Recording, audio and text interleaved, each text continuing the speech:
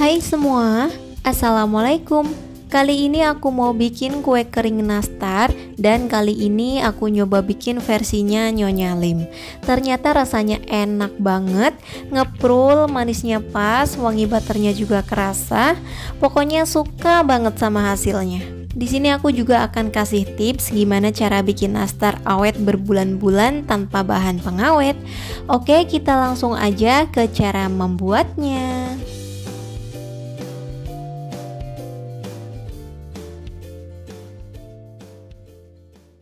Langkah pertama, aku akan sangrai dulu untuk pertepungannya.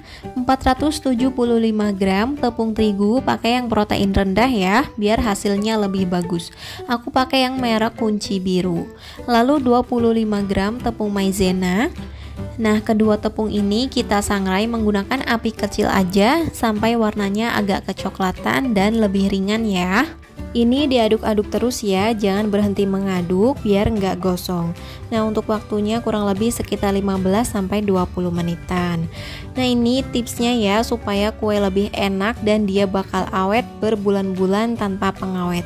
Aku jamin deh kalau tepungnya disangrai dulu, selain rasanya akan lebih enak, kuenya juga bisa awet tahan lama. Nah, seperti ini udah cukup, tekstur tepungnya udah ringan, warnanya juga agak kecoklatan tapi nggak gosong ya. Terus juga aroma gurihnya ini keluar.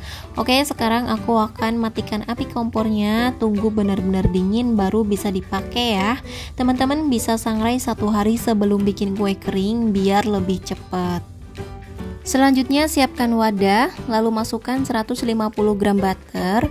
Aku pakai yang merek Royal Crown. Menurut aku pakai butter Royal Crown ini hasilnya bakalan jauh lebih wangi dan rasanya juga pastinya lebih enak ya. Menurut aku butter Royal Crown ini bisa dibilang penggantinya butter Wishman. Meskipun Wishman tetap nomor 1 ya, tapi untuk rasanya insya Allah nggak kalah enaknya sih.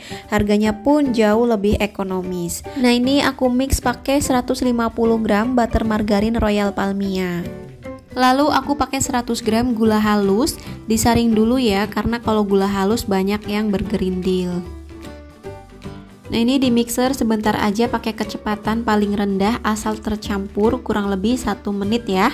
Jadi jangan lama-lama biar hasil kuenya nanti tidak meleber. Oke, seperti ini cukup. Lalu rapikan bagian pinggirannya. Kemudian masukkan 2 butir kuning telur dan 1 putih telur. Jadi ini putih telurnya aku pakai 1 aja ya. Mixer lagi sebentar, cukup beberapa detik aja hanya untuk mencampurkan kuning telurnya ya. Nah, ini udah cukup. Selanjutnya aku pakai 40 gram susu bubuk. Nah, ini disaring untuk memastikan tidak ada yang bergerindil. Oke, ini mixer lagi sebentar, cukup beberapa detik untuk mencampurkan susunya, atau teman-teman bisa juga diaduk menggunakan spatula ya. Nah, seperti ini udah cukup, jadi sebentar aja ya. Lalu kita bersihkan dulu sticknya, diaduk dulu menggunakan spatula. Selanjutnya masukkan tepung terigu dan tepung maizena yang udah kita sangrai tadi. Masukkan secara bertahap, ini aku bagi jadi 3 tahapan ya, biar mudah mencampurkannya. Aduk rata menggunakan spatula. Lalu masukkan lagi tepungnya dan kembali diaduk rata. Nah, ini udah tercampur. Lalu aku masukkan lagi tepungnya. Nah, ini yang terakhir ya. Aduk lagi hingga tercampur rata.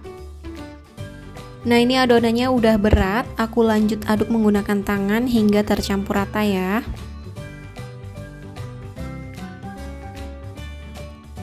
Nah, seperti ini udah tercampur rata. Teksturnya agak lembek tapi ini udah bisa dibentuk kayak gini tuh ya, teman-teman bisa lihat, atau teman-teman bisa simpan dulu di kulkas selama 30 menit biar teksturnya enggak begitu lembek.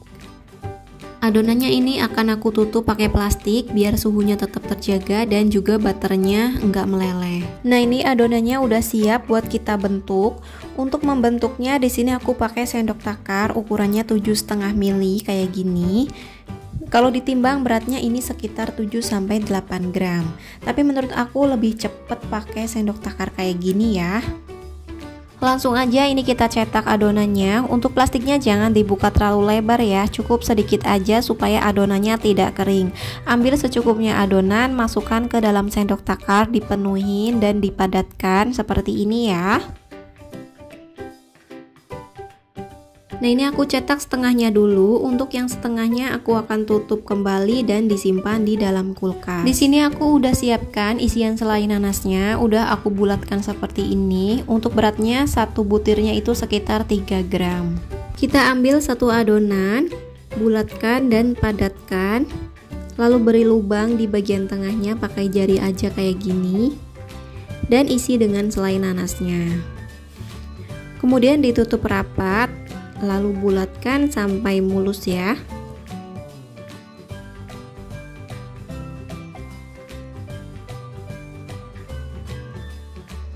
Nah, hasilnya kayak gini, udah rapi, mulus ya.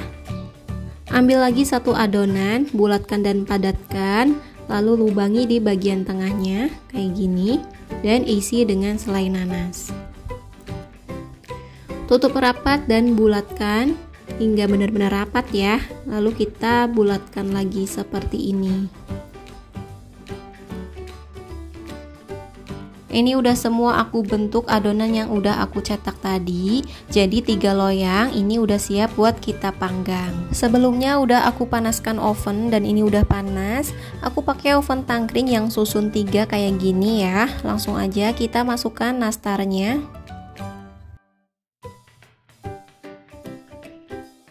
Oven selama 20 menit pertama, pakai api sedang cenderung kecil kayak gini. Dan untuk lubang atasnya dibuka. Setelah 20 menit di oven, sekarang aku akan pindahkan posisinya supaya matang merata. Untuk yang di bawah aku akan pindah di rak paling atas, kemudian rak tengah aku kebawahin dan yang paling atasnya aku turunin di rak tengah. Nah, ini kita oven lagi selama 20 menit yang kedua.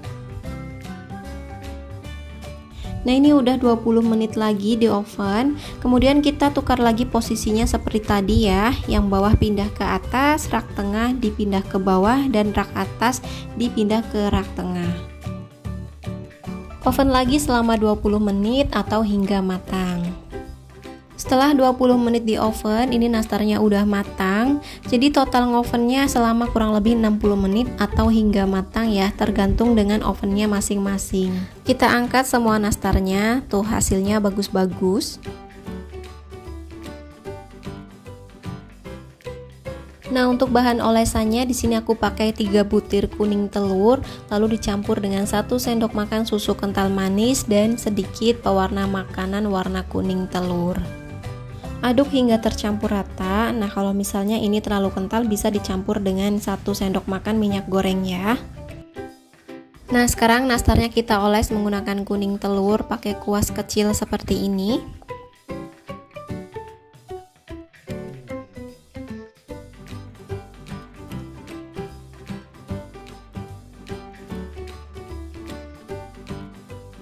Nah, olesan pertama udah selesai. Kalau udah kering baru kita oles lagi dengan olesan yang kedua, biar hasilnya itu lebih cantik dan glowing ya.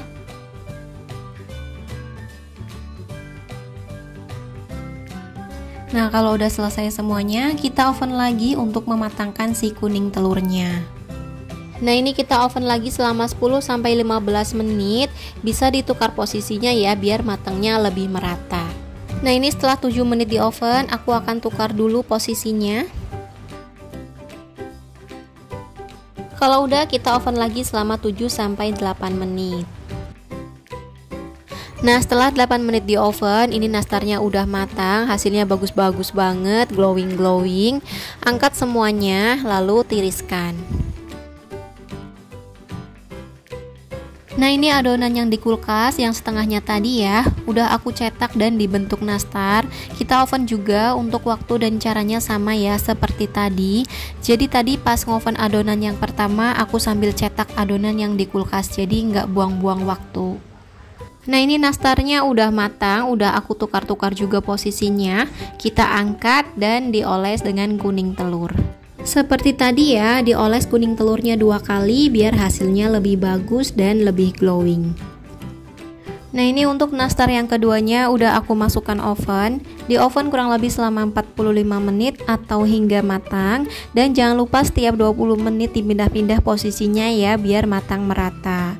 Ini nastarnya udah matang, kita angkat semuanya.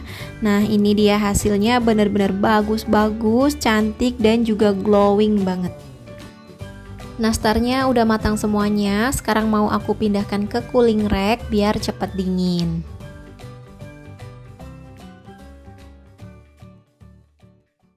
Nah, ini dia nastar resepnya Nyonya Lim udah selesai aku bikin. Beneran enak banget, lembut, lumer, ngeprul. Pokoknya aku jamin puas sama hasilnya. Ini bakalan jadi resep andalanku di tahun-tahun berikutnya. Semoga teman-teman suka sama video ini. Semoga videonya bermanfaat. Jangan lupa like dan juga subscribe-nya ya buat teman-teman yang belum subscribe. Makasih, selamat mencoba. Wassalamualaikum warahmatullahi wabarakatuh. Bye-bye.